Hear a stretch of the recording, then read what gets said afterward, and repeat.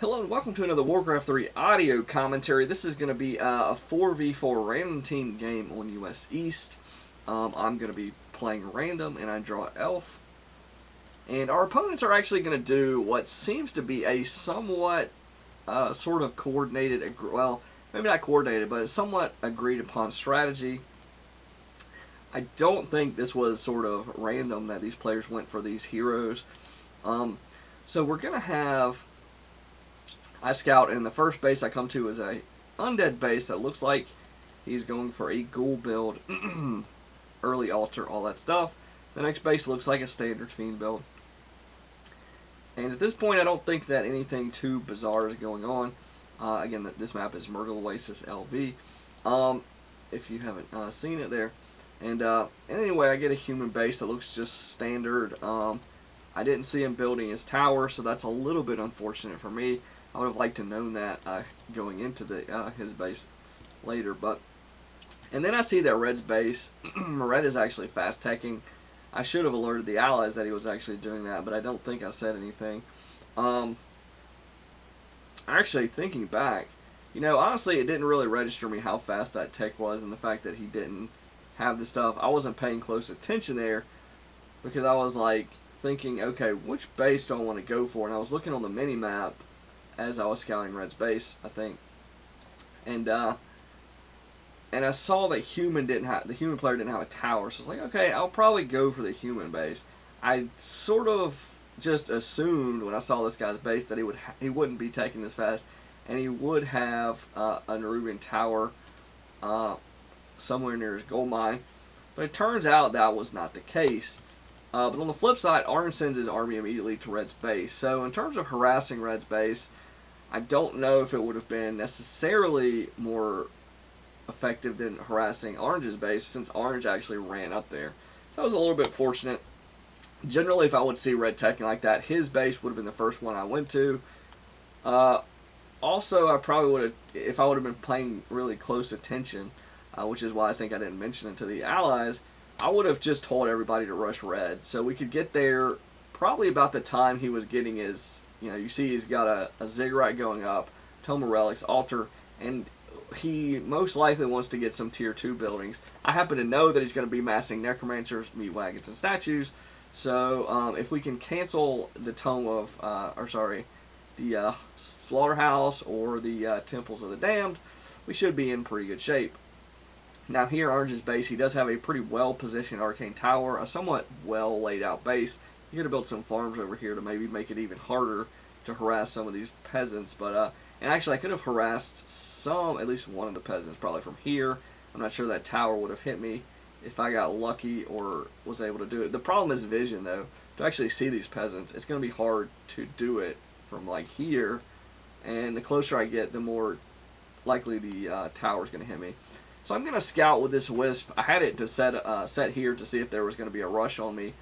I should have detonated right there, but I was actually not controlling it. I just had moved it there to scout and only get like one of the beetles, I think. So not great. I did hit his Crypt Lord also. But anyway, I tell the allies I've got 2 Crypt Lords. Blue's got a Blade Master. He actually fast-teched also. Just about as quick as Red did, it seems. Maybe not quite as fast, but pretty close.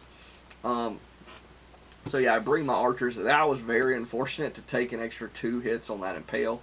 I don't think that guy even saw my archers coming before he cast that.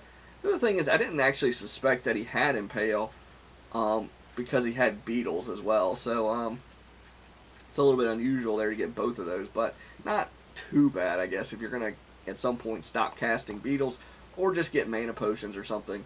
But anyways, as far as like their strategy, I think they decided, or somebody said, hey, let's do like a mid-game push. Probably Red, he's like, I'm going to get necromancers, I assume, because we have an archmage with water elementals. We have 3 crypt lords, all with beetles, so tons of summon units. And when you add in the necromancers, it's going to be a massive amount of summon units on this push, though typically that's actually very bad against Elf because they can detonate. The problem, though, is they're going to hit Purple's base, and Purple is not going to be very quick or skilled with his detonates. We'll see how many detonates he actually gets off. And Teal actually flirts incredibly close. He does have that Anka reincarnation, so it wouldn't have been a disaster if he lost his hero, but it would have been a huge waste of that item, or the resources. I actually don't like the Anka reincarnation because it's a little bit passive, and it can get you into trouble if they kill your hero and everybody else is trying to town portal out. You know, for a few seconds, you're not going to be able to town portal, and if it's on your second hero or something, you could town portal and leave your second hero behind, and you don't come back with mana. You only come back with 500 hit points. So, if I remember correctly, so that's that's not really great to come back with fewer hit points. But I guess if you're gonna like go ahead and sack your hero in the middle of battle, and then not have to town portal out in that time, the few seconds or whatever, then it's not going to be too bad. But again, you are going to come back with no mana, so make sure if you are planning to do that, you use your mana. So anyway, you see that pink and red are teaming up. There's a lot of beetles already. Me and Teal, and now Blue with his staff of teleportation. Pretty good sort of tactic to use. I wish he had more hit points coming into this battle, but yeah, we're gonna focus down this shop. This is actually a really good move that we do to knock the shop out after yellow and pink town portal. They're not going to be able to buy a town portal at this base. The other thing it does is once this slaughterhouse finishes, he won't be able to make statues if that was his goal. I don't know if it was his goal, but yeah, he won't be able to make statues without Tome of Relics. So now we've got red going into purple's base. We should all actually probably just town portal to purple. We'll see if that happens or not. But it's just red alone. So where's purple? Purple's hero is here. His army is just getting some of his army got killed. Two units there got killed with the hydras. Really what it is purple just doesn't have an army here. So this is actually about the worst base he could hit for us. Well, not the worst. He's got a wisp right there. Oh my gosh, he's got a wisp like right in the middle of like 8 summoned units that can, I'm pretty sure, will instantly be killed. Okay, he did one good detonate there, but he hasn't reacted. Where's the rest of his wisp? He didn't repair his Ancient Allure. He's not repairing this one. He's not detonating anymore. He's got 2 archers. Like, he's gonna lose his. Well, I don't know if he's gonna lose his Ancient Allure. It looks like is he gonna repair it? What is he? He needs to decide. Does he want to detonate? Does he want to repair? He's got enough wisp to do both. He's likely got enough resources to do both. So, yeah, I wasted a bit of time running all the way back to my base to heal. Yellow's base is towered out the wazoo. He's got 3 spirit towers out front and a Nerubian tower. So, that's a bit odd to be doing an aggressive strategy. I guess arguably I'm a little bit out of position here, killing these creeps, but they had defended pretty much defended purple's base, so it wasn't like super urgent that I joined them. But now the enemies are all together, so I'm going to come up here. I'm going to swing by this mana fountain because I do have Masters of Talon, which on this particular map is going to be very this mana fountain will be very useful for me, because in the event that we don't have Brilliance Aura, as is the case right now, that's just going to be useful. And even with Brilliance Aura, just having extra mana is never going to be that bad. So you can see that Blue has masked up Raiders. So I see sort of the idea with the strategy. They're not terrible against unarmored Necromancers, but the problem is they just have so many summoned units that at certain points in this game, as the corpses start to accumulate, I try to get some Fairy Dragons, and I try to get them into position, for Mana Flare. Gonna go ahead and cast him, and then they he sort of smartly runs away. Sadly, I just did miss, sort of that volley of skeletons. So I try to move them into position. Trying to go for some hero kills here. With Fairy Fire and Entangle and like a Blade Master running around, sadly I think this Archmage might survive. But maybe Blue can, no, he buys a heal potion. So yeah, we have a strategy that is very ideal for focusing heroes. Dryads are going to help slow the heroes down, do some damage. Wind Riders, same deal. entangle there's the tower there. I get a little bit distracted from the creeps, and we don't really want to push into the undead base. I'm a little bit cautious to go in there, but I go ahead and try to go with them since they're fighting it anyway. We need to, and now Orange is actually getting some runs in necromancy and stuff, but we need to bring some wisp. Like, I could have brought wisp, and I should have, like, all throughout this game. I should have just brought some wisp. This is a bad spot for me to put this mana flare, or this fairy dragon. I should have put it, like, over here, if possible, probably, or up here, or here. But anyway, I ended up taking, losing one to the the spirit tower. Probably gonna lose this one too, assuming it's got web. It doesn't look like he's got web. Oh, yeah, he does. Just kidding. So I lose a fairy dragon there. I lose a dude with talent. I pull back again. Purple pretty much pulled back there. I'm not really sure why purple pulled back. Honestly, he's full hit points. His heroes were in good shape, it seemed. But it's not terrible. We pull back to this fountain again with a shadow hunter. If you've got a heal wave, that's good. You can just set this fountain. I don't know if he's got heal spray with this alchemist, but if he does, either one of those could just be healing. You notice I killed 2 archers of my own. The reason I did that is because I think I was at 48 food, and I realized if I killed 2 archers and then I can pick up a tavern hero and still be under upkeep. I decided to go with the pit lord. He's a, well, I don't know that they have a bunch of death knights, but I think they do have 1 death knight. But anyway, he's undead, so he's going to be immune to death coil if that pops up. Howl of Terror is very, very sort of powerful. Cleave is reasonably powerful against a bunch of, mass summon skeletons or whatever, and, just ground targets, which they seem to be massing. So that's the idea. I think he's going to get, and his stats are great, for tanking and stuff and damage output. So that's the idea. I need to be, meat wagons are actually very strong against these. There's a talent. I need to be careful. I'm getting a pretty good amount of mana flare damage here on the statues, but not actually on the dang necromancers that I want. That was actually a pretty clutch heal spray, or heal wave, sorry. And they're going to go pretty hard on this pit lord. I cast Howl of Terror and I get out of dodge, but he is going to chase him, which I need to cyclone him, or silence him or something. That was, this is a really weird sort of engagement.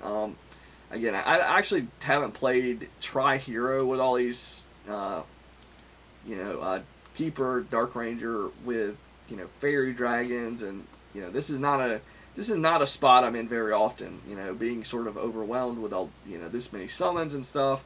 Oftentimes, like, we've got 2 orcs. It's incredibly risky to go for this against 2 orcs, because all one of my allies has to do at any point here is get like 2 adept spirit walkers, and Red's army is completely useless, basically. Also, these crypt lords, and with these beetles and the archmage, and all these, if they've got rotted necromancy, all that stuff is going to be just really hard countered by spirit walkers. So at this point, saying that, let me take a minute to point out the time. We've been engaging back and forth with these necromancers, and I pointed out that multiple crypt lords at like the 6 or 7 minute mark, 6.5 minute mark, something like that. And now we've been engaging these mass necromancers for at least, I would assume, like 5 or more minutes. So they have had plenty of time to get spirit walkers. So let's take a look at the bases here. We've got blue, not a single Tauren totem in sight. This is the newer patch where the Tauren totem is actually the unit or the structure that builds the spirit walkers, and it's now available in tier 2. So the timing is different, but pretty weird change. But anyways, no, we look at teal. No, he's massing Wind Riders, which not doing so horrible, even though they have a bunch of fiends with web and all that jazz. And now they've got the skeletal mages. But no, he's actually throwing up a 3rd bestiary, even though we really only need like 2 or 3 spirit walkers with adept upgrades to just completely crush this game. So now I'm like, okay, I'm gonna have to bring some wisps. These guys are just like never gonna counter this really. So now on the flip side, they're sort of tenacious here.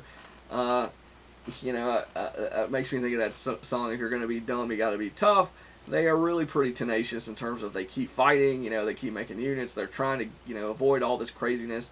I think that was no, one of the enemies left, and then our ally either left or disconnected. So it was like a weird, it was like lagging, and then I don't know who dropped or who left or whatever. But purple, he's got like 1,500 gold, and it's like, okay, geez. But anyway, this battle is actually going pretty well. Now when I bring the wisp in here for some detonates, actually I'm hitting blue, so that's probably a little bit terrible. But yeah, we pretty much crushed them, and one of the other reasons that happens is yellow is like rogue down here at the bottom. He's not with them in this battle, so I guess his hero maybe was, I don't know. But anyways, we pretty much deal with the threat here. And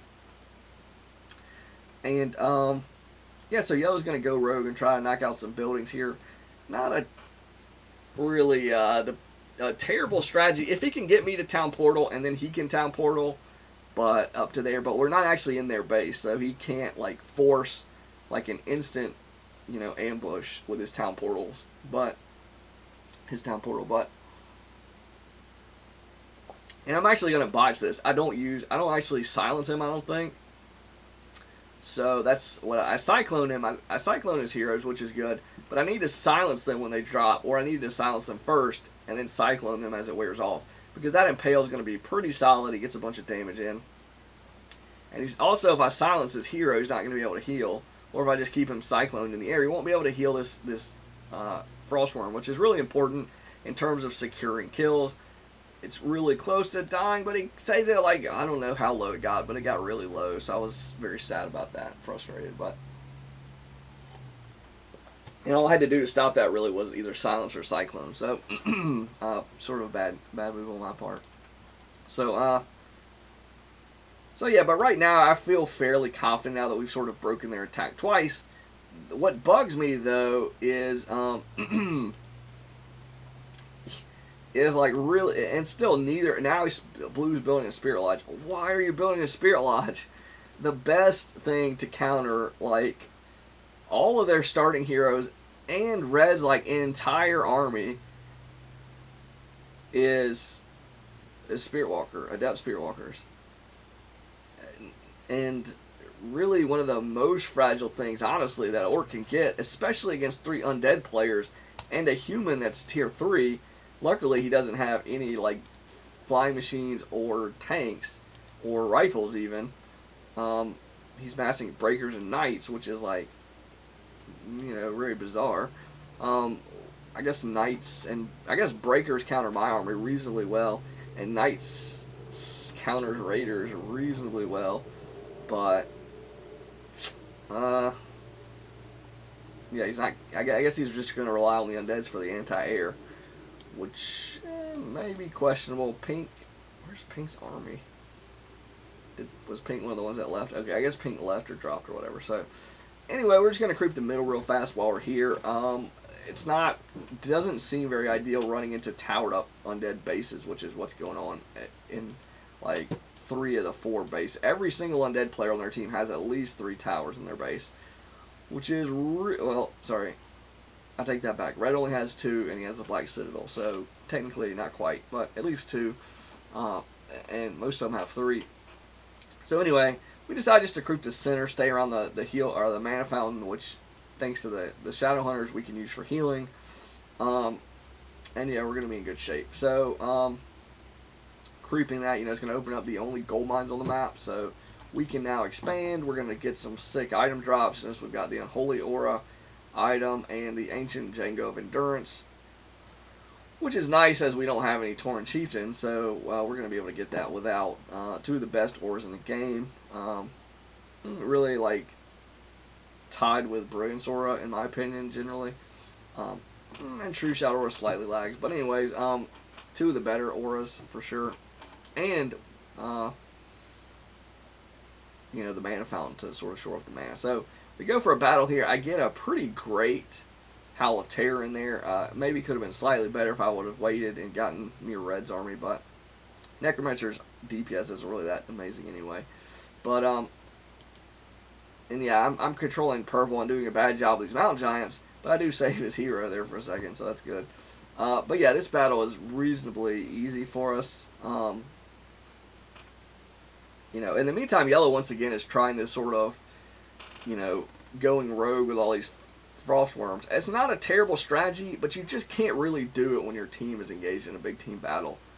Like, it's just not what you want to be doing with your army, um, because like I said, they're just outnumbered, really. I mean, and if they lose this battle, it doesn't really matter that you destroy this one base, because frost worms, as good as they are with the frost breath upgrade at damage output, and even with 3 attack upgrades, it's still taking him long. Like, if this was raiders or bats, this would be different. He could like knock this base out, and he could be on the next base or somewhere else, in a reasonable amount of time. So yeah, this, it would be sort of good for him to Mega Bear. What's up, Mega Bear? He makes an appearance here. But anyway, it would be good for him to not let his teammates just get totally smashed there, and get sort of messed up there. So this is gonna be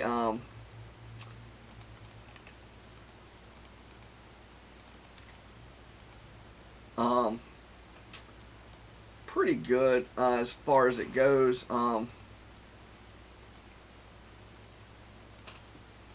There, so yeah, they pretty much lose the battle there, and then the game shortly thereafter, because they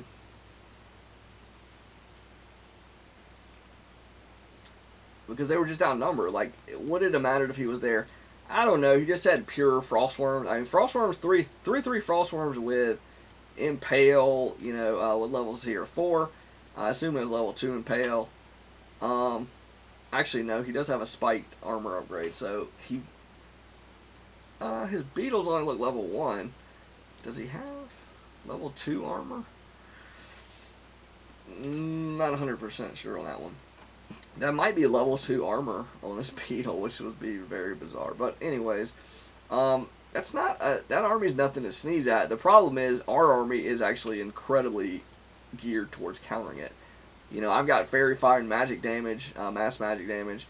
Howl of Terror would be really strong on his frost worms. We have purple with dryads, and dryads alone are pretty much the great counter there. Mountain Giant's a little bit annoying, and then 2 orcs massing Wind Riders. So we've got tons of piercing damage. Oh, Fairy Dragons on my end. Those are also immune to the frost worms, at least. He does have 1 fiend there, so that's annoying. But yeah, we've got a lot of damage that's gonna. Our DPS against frost worms and light armor in general is really high. Blue now doesn't really have mass Wind Riders. He's only got a few, but he does have Hex, and he does have Bloodlust, which is it'll be good on the Wind Riders and stuff. Let's see, where's Teal? We have 2 Shadowhunters, so presumably we might have 2 Shadowhunters casting Hex. So every Hex on a Frostworm should be amazing, amazingly effective. The impact to Hex a 7 food unit for possibly 30 seconds is really pretty insane. Assuming they don't dispel it, of course. But yeah, the game's pretty much over now. It doesn't really matter that they're going to have all these towers anymore. I'm really, I think, pretty close to 6 on my hero. Purple's not super close, but he is level 5 at least. So we potentially are going to have 2 keepers with their crazy ultimate. Hex and Entangle and a Snare. Brutal, Fairy Fire Brutal on heroes that get anywhere near our army. Level 5 Blade Master with an Ankh and Bloodlust. He doesn't really have any damage items, but he's got a Boots of Speed, a Ring of Protection, and a Health Stone. So he's not going to die anytime soon, most likely. So yeah, I'm not sure what he's waiting on. This is about as good as it's going to get, honestly, unless he's building units at purple, which I guess he is. I don't know where he's sending them. Oh, he's...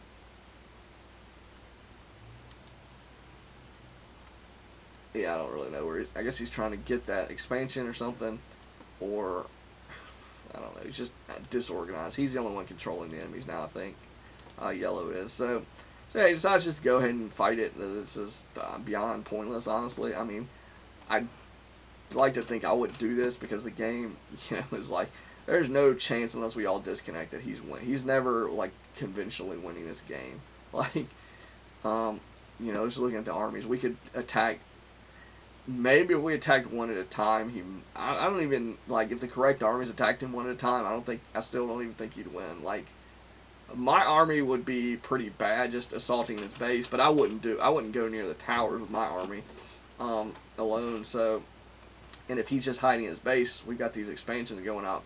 So, yeah, and then like if Purple's army runs in there, that probably wouldn't be too bad because he's gonna have the Mountain Giants and the Dryads are immune to the Frost armor damage. So as long as he doesn't get just smashed by the towers, if he gets the towers focusing the Mountain Giants, then he should be in okay shape. But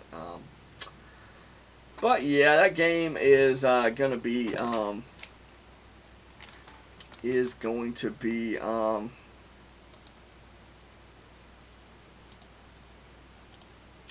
pretty simple there. Not simple, but pretty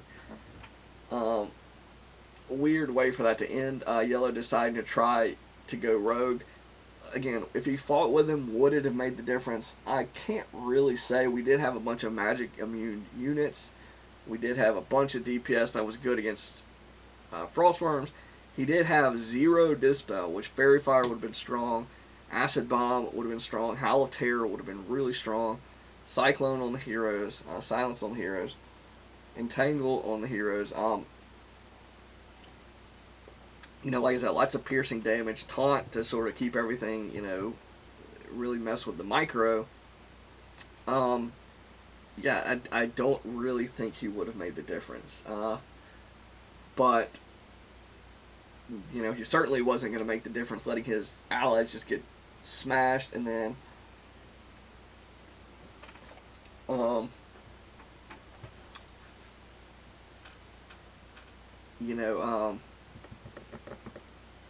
trying to go for buildings. Like I said, if his allies wouldn't have engaged us, if they would have like pulled back to a base or just been sort of running from us while he was doing his rogue attack, that leaves the possibility that our team messes up. Especially if we're really close to one of their bases.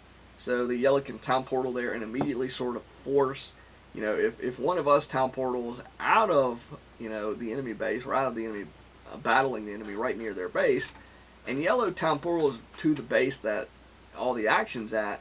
Well, now what has happened is, and this is actually a pretty good tactic that I don't intentionally look to create these situations. When they happen, I do sort of recognize it and try to avoid making a mistake on the one hand, and on the other hand trying to do the tactic when it's like obvious. But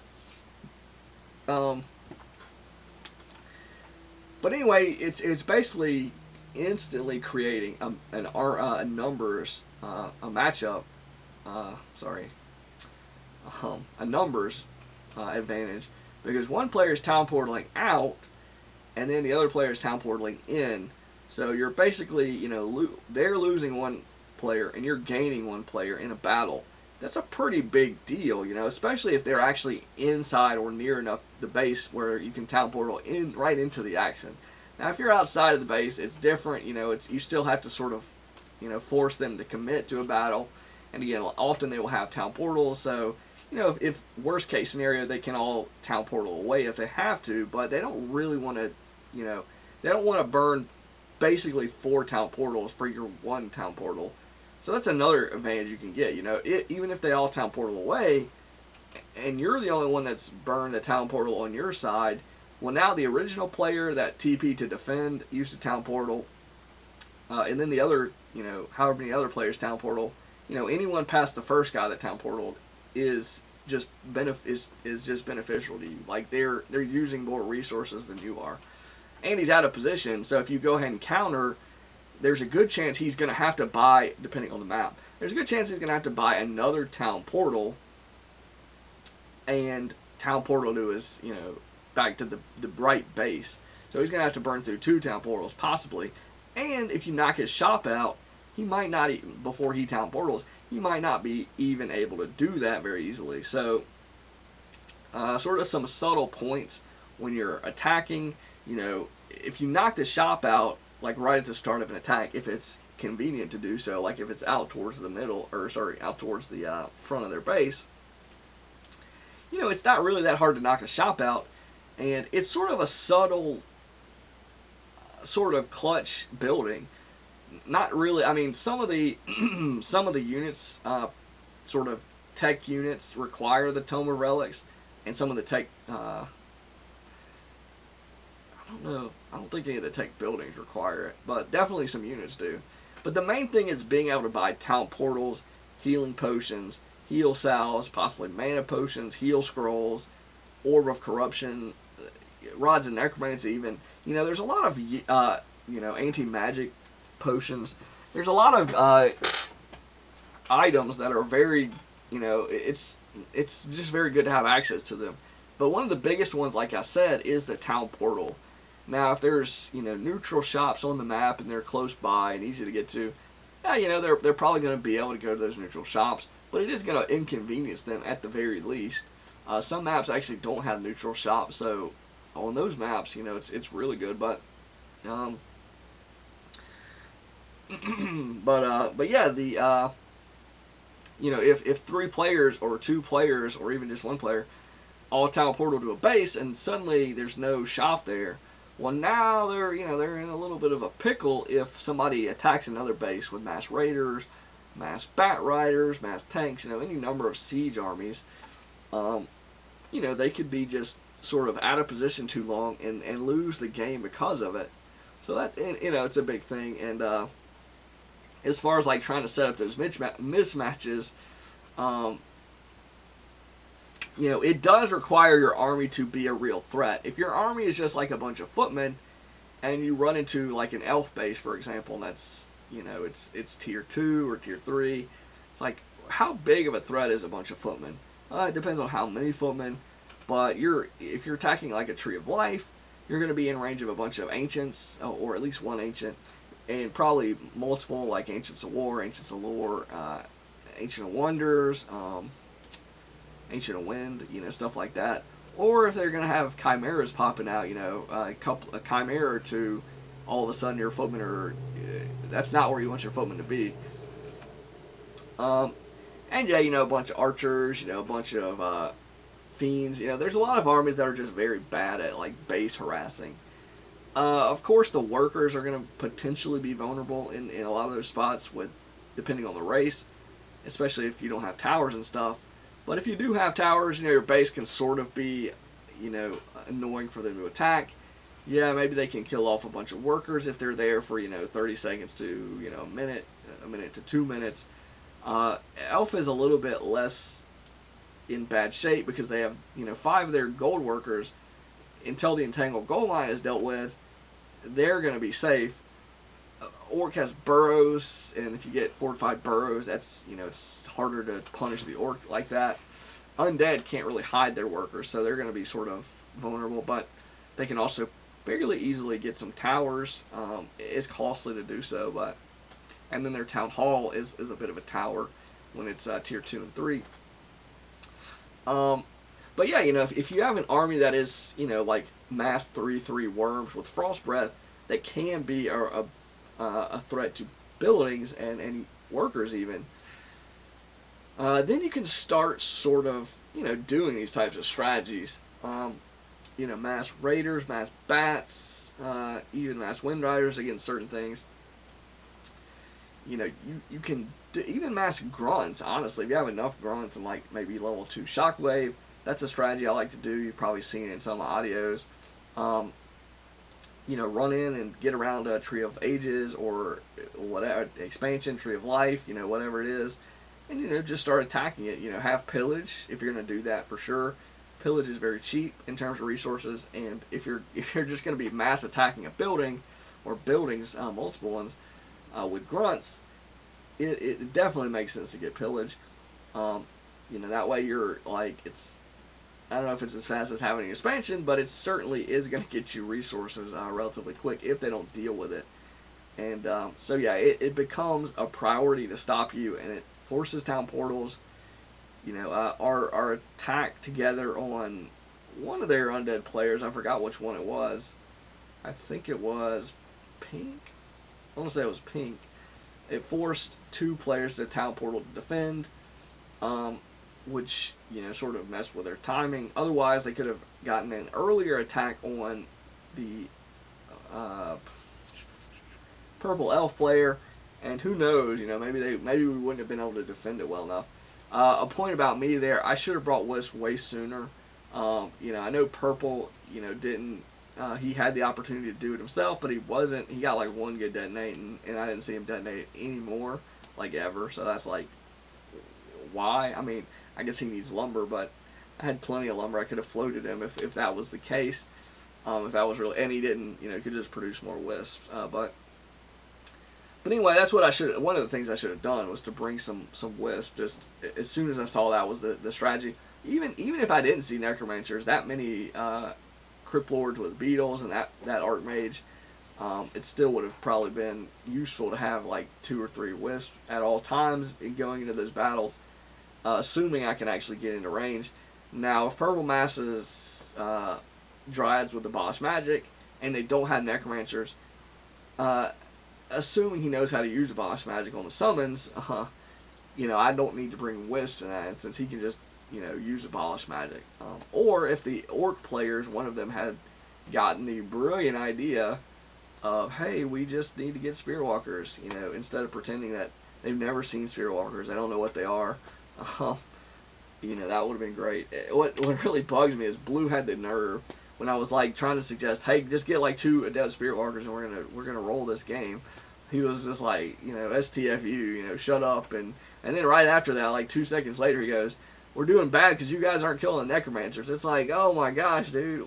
It's not like we're not trying to kill the necromancers. It's just they've got so many summon units that none of us apparently are detonating. At least I'm getting like fairy dragons and I'm trying to get in there and get mana flare on them and stuff, but oh my goodness, it's just like Elf just doesn't have it. The only AoE dispel Elf has is detonate. The other thing I could have done is just mass Chimera. That would have been good against masses of skeletons. So you could say I should have just gone for a couple of Chimera as well. That's probably true. I find it's a little bit risky to do that. Not to mention pretty resource heavy if I'm gonna mass like fairy dragons or not fairy dragons, but Druids of Talent out of 3 Ancients of Wind, and then get Chimera. It's like, okay, suddenly I'm gonna be, sort of splitting my army into 2 different, sort of types of armies, and they were massing fiends, and the one guy had frostworms, which frostworms dump all over Chimera. So then do I add hippogriffs? Do I transition to Chimera and hippogriffs? Maybe that's the play. That probably actually would have been really strong, honestly, thinking back. So that was a little bit on me. There were things I could have transitioned to. That would have been very useful, assuming nobody gets like mass Gargs. But if they web like all the hippogriffs, and then the frostworms just have free reign to hit the Chimera, that's not so great. Cripple, if he uses Cripple, would probably be good against Chimera. The Skeletal Mages, while easy to kill, they're going to do piercing damage, so I have to watch out for that. Destroyers, fly. There's a lot of things they could have made, which they didn't. So the human didn't really contribute anti-air. So, but if he masses like flying machines or even siege engines or griffins or dragonhawks, it becomes a little bit dicey, like trying to get the balance right. Hippogriffs only really counter air. Air units. I guess I could have like made some archers and made hippogriff riders, which would have been reasonably decent against necromancers. I don't know, but it's like a big game of trying to make the right decision and not run into the counter. I feel like Chimera are, if you're not massing Chimera, they're not really all that hard to counter. And if you are massing, it's a lot of resources. 2 Chimera is like 10 food. So, you're looking at me having a lot less, Druids of Talon. So, so not as much magic damage, not as much Fairy Fire or Cyclone. to deal with like the ground heroes and units and stuff. Well, all heroes are ground heroes in this game, but so yeah, and Druids of Talon are reasonably good against Frostworms in Crow form. So Chimera are not good against Frostworms. They're not good against Gargs. They don't hit air at all. Um, they're sort of moderately effective against Fiend Mass if the Fiend player is a good player, and you only have like 2 or 3 Chimera. Fiends should win that generally, unless you can like Cyclone them all or something, because if they split them to avoid the splash damage, the piercing damage does double against light armor, which Chimera are, and Fiends have piercing damage. So their DPS should be sort of, up to par with the Chimera. And webbing the Chimera is going to mean they can't fly away as easily. So positioning, you're going to get punished because you can't reposition once they're webbed, like, until the web wears off. So, yeah, looking back, I was thinking, certainly, Orc has the better tier 2 counter, unless you're going to just say, oh, well, just make a bunch of wisps and detonate. Yeah, I should have did that. I had plenty of wisp, plenty of lumber. I should have just brought them earlier to end that game quicker, but I didn't really feel like dragging all my wisps over there. Like, when the other guy was elf, he was right there. His wisps were much closer. I sort of did expect him to do more of the detonating. So, but you can't always like rely on your allies to do those things for sure. So, there's a lot of things I could have done better. But again, I think 2 or 3 Spirit Walkers and the enemy, this game would have been laughably easy, I think. Adept Spirit Walkers, because assuming they actually use Disenchant, but, which is not always the case. But if they use Disenchant, I mean, we were going to be just dropping skeletons by the dozen, and beetles, same deal. And then Spirit Link, would be useful, especially if the guy got some Mountain Giants, or I don't know. I'm not sure if Purple actually got Mountain Giants before he left, or not. I don't think he did. Maybe it was just me that got the Mountain Giants to go there too. But anyway, we did have some strong heroes: the Pit Lord, the Blade Master, and some stuff. So Alchemist. So I think that would have been good. And then yeah, but just mainly Disenchant. I mean, all we have to do is like, stop a few waves of skeletons, and then, is he going to have enough mana to keep that up? Magic damage against meat wagons, magic damage against statues, against the few remaining skeletons, if there are any. Spell resistance. I'm not entirely sure what exactly that stops in terms of like the amount of damage and stuff, but for impale and stuff, it should be good, I would think. So yeah, that's that's a tier 2 thing that they should be able to get relatively easily. What else does, is it a versatile unit? Is that why they didn't get it? Say, oh, Spirit Walkers aren't very versatile. I don't think that's the case. I mean, even without the Necromancers, Spirit Walkers would have been good against the heroes. Spirit Link is just a really powerful spell in general. Splitting the damage makes the micro so, assuming they don't dispel it, makes microing so much easier. Like, if they're focus firing something that has Spirit Link and a bunch of other things that have Spirit Link, it's taking half of that damage and spreading it out.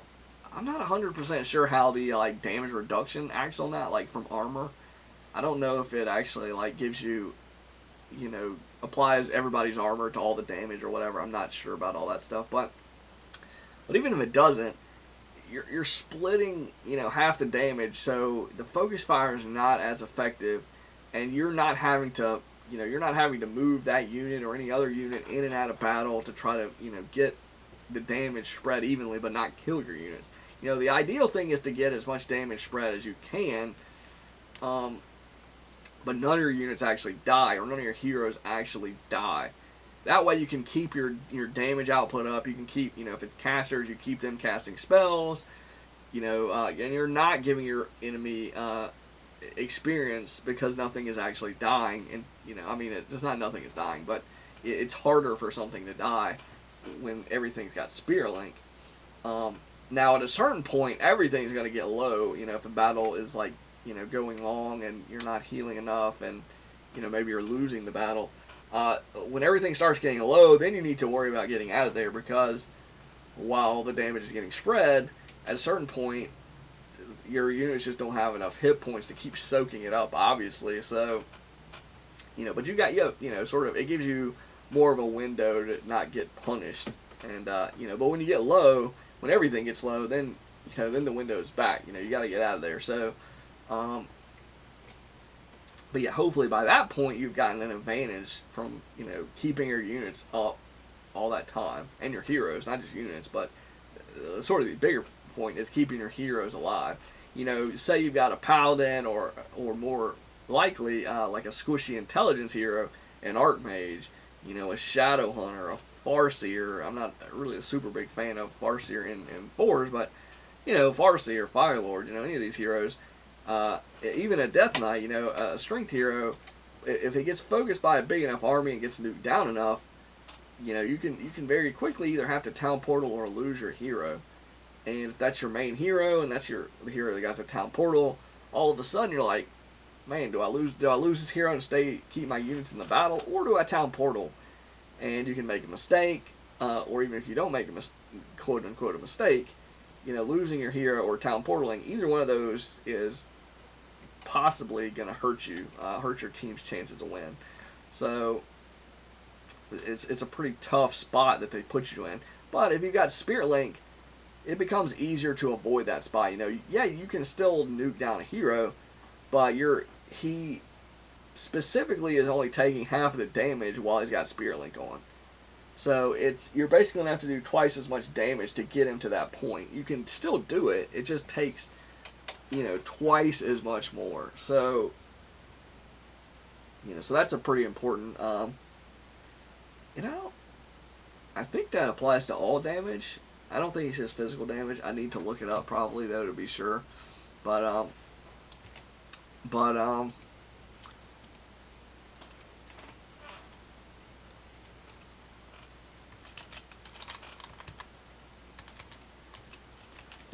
yeah, that's the sort of what I'll say about Spirit Walkers and Spirit Link. There's a reason that Spirit Walkers are one of the really mainstays of Orc in high level play. In 1v1, 2v2, you often would see players getting Spirit Walkers, mostly for Spirit Link, somewhat for Disenchant for sure, but mostly for Spirit Link, because it's such a powerful ability. It's sort of might be a little bit subtle to actually notice how strong it is, but I mean, just think about what I just said. Having to do twice as much damage to a hero that you want to focus fire to kill it, to get it in the same place that if it didn't have Spirit Link. And Spirit Link's the initiate level spell, so you actually can just get Spirit Walkers and you don't have to get any upgrades to cast Spirit Link. So,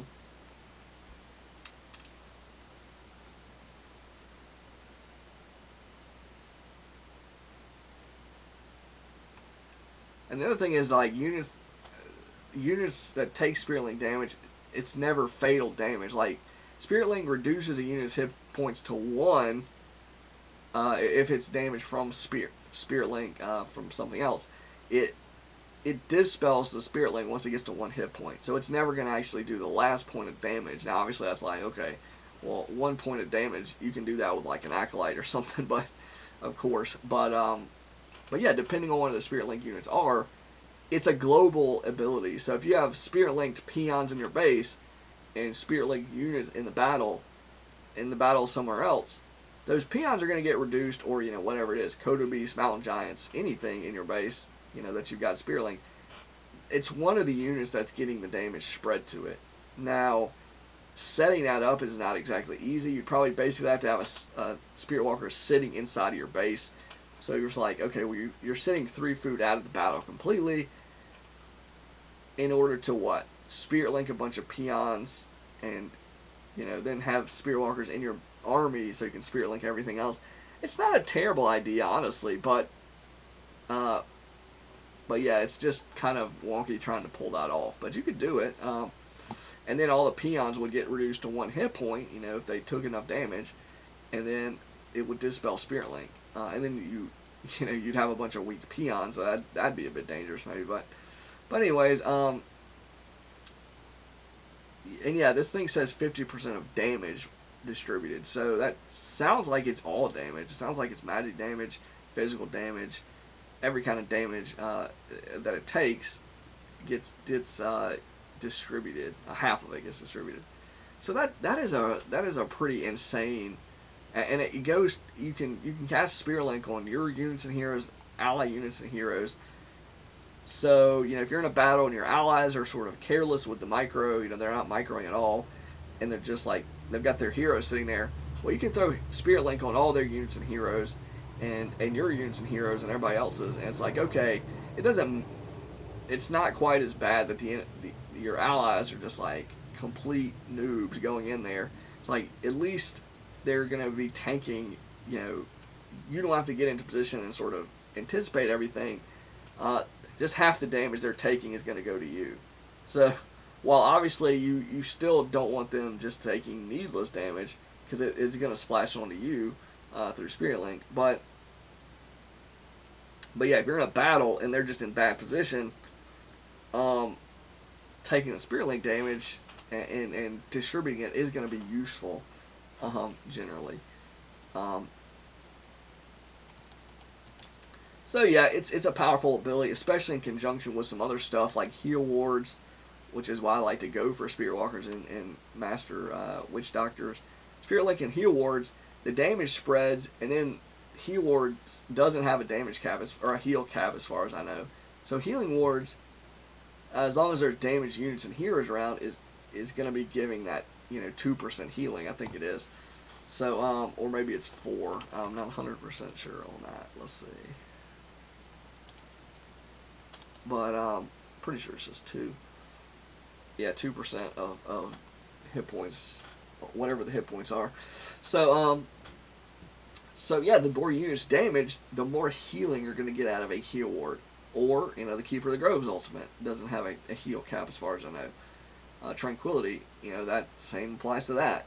You know, so heal spray, you know, it's not quite as far-reaching, but you know, heal spray could sort of get you there. I think there is a cap on heal spray. I'm not quite sure there, but anyways, the main thing is though is the synergy between those two things is actually incredible. Now Dispel is going to, you know, high risk, high reward. You're going pretty heavy on magic stuff that can be dispelled, so you know the counter to one will be the counter to both, more or less. So so you have to watch out for that. But anyways, you know, sort of going off on a tangent. You know, the main thing is, you know, try to pay attention to what's going on. Adapt. You know, I could have adapted a little better. My allies certainly could have adapted a little better. Even the elf, you know, he wasn't detonating. I wasn't doing a ton of detonating either, though the battles weren't really in my base, to my defense, but that doesn't really matter. It's not like I can't bring Wisp with me. So that's not exactly the best sort of excuse there. But anyways, though, that's going to be the end of this audio. Hopefully you found it somewhat entertaining, a little bit informative. Hopefully you could probably feel the frustration at certain points when I'm like thinking, we've got 2 orc allies. The go-to counter in my head is just Adept Spirit Walkers, and nobody was making I don't think a single Spirit Walker was made on our side at the whole game. Like, he decided just to go one of them went Bloodlust instead. Like, why? I mean, not to knock on Bloodlust, even though the human had mass Spellbreakers, you know, so Bloodlust was horrible in that spot. But and 3 undead, you know, any one of them could have got destroyers too, so not that they did, but they could have. But yeah, you know, you've got to get master level for Bloodlust. I don't know that he was using Purge. He probably wasn't. I don't think he was using Lightning Shield. Probably wasn't. So yeah, you know, it's just much easier just to click disenchant and hit a chunk of skeletons or beetles or both, water elementals. It's so easy to do it. Just boom, disenchant, boom, disenchant. That's like 2 waves gone probably, or 1 wave at least. So just and if your ally suggests that and you can do it, I mean, it's not really such a big cost to get a Tauren Totem and like 2 units and an upgrade. I mean, I guess synergy wise, he would have to build another production building. But I mean, I would float him the resources if that was the concern. Jeez, like Elf just doesn't quite have quite an easy counter. Like, if I want to detonate, say 3 waves of skeletons, well, that's probably going to be 180 gold of wisps, and that's one-time deal. If he's got a Spirit Walker, Adept, or Master level, and he can get mana or whatever, he's basically going to have Necromancers countered until they die or they run out of mana. So, but again, he's got plenty of charges with 3 of them, or even 2 of them generally. But anyways, that's going to be the end of this audio. ScryMind signing out.